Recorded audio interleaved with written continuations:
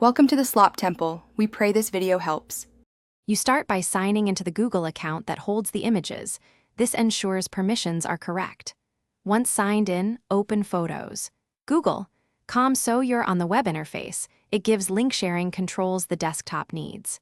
Next, choose whether you'll share a single photo, multiple photos, or an album. This affects link behavior.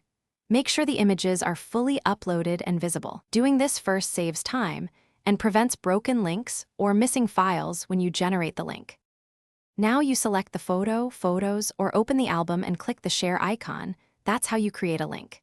When you choose Create Link, Google Photos builds a URL. You can add or remove items before finalizing, which matters if you changed your mind. If you want limited access, add specific people. Otherwise, leave the link open for anyone with it. This step controls who can view or contribute, so it's how you balance convenience versus privacy. After the link is created, click Copy Link and paste it where you need to share, email, chat, or a document, because that's the fastest delivery. Once done, test the link in an incognito or different account tab to confirm it opens as intended. This verifies public versus restricted access. If the recipient reports a problem, make sure the album isn't accidentally set to private and that the shared items remain in your library. Adjust permissions.